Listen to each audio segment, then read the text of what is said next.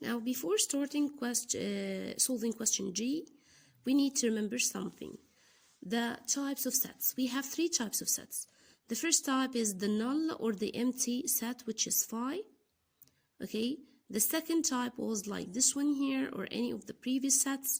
We call all of them finite sets, if you remember, because you know exactly how many elements or what are the elements inside of each of them. So any of these sets here are called finite sets because we know the elements of each one of them.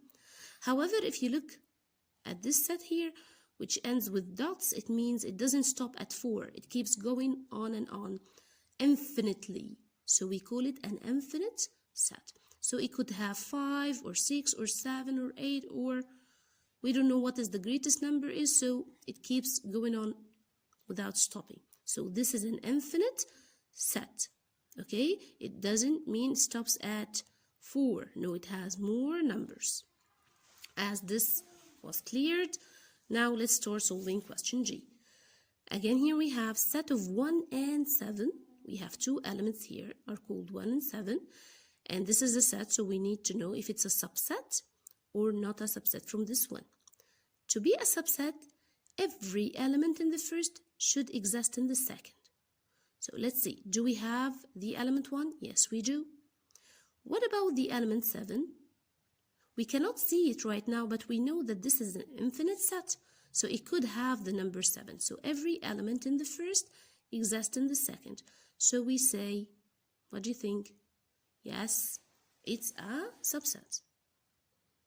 Now the next question is a trick, because if you don't read it correctly, you might answer it wrong.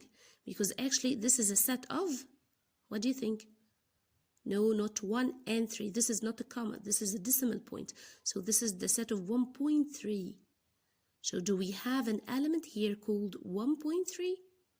Of course not. So this set here, yes, it's not a subset of the opposite one.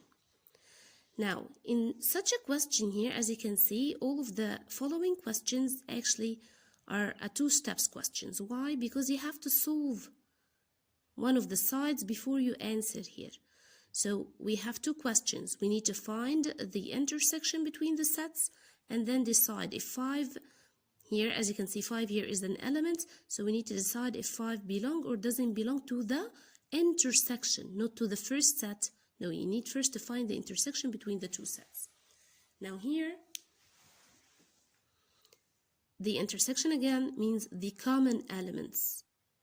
So what are the common elements between them? Here we have 5, 2, and 3. Here we have 1, 2, and 3. Which element was repeated in both?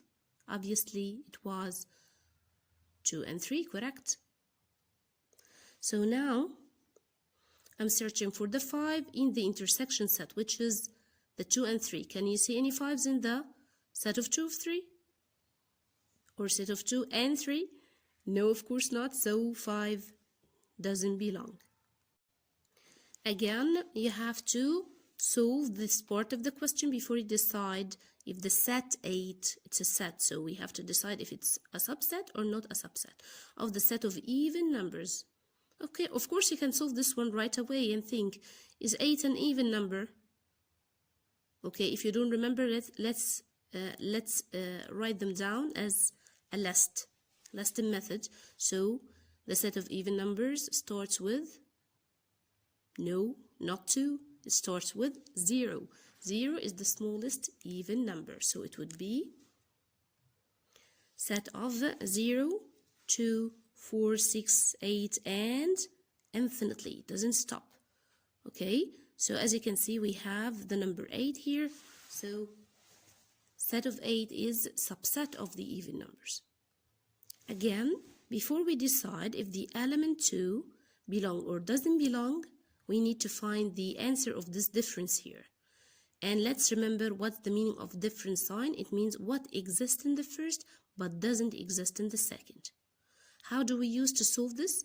First, you cross the repeated ones. We don't need any repetition. This is the opposite of the intersection. Here, the solution is the intersection. هنا الإجابة كنا بندور على الحاجات الكومن، لا احنا هنا بنشيل الكومن. أول خطوة نشيل الكومن أصلا، مش عايزين الكومن ما بينهم. So we cross out 2 as you can see. Then we look, what do we have left in the first that doesn't exist in the second? Of course the number 1, so we write it as set of 1. Now we start solving the original question.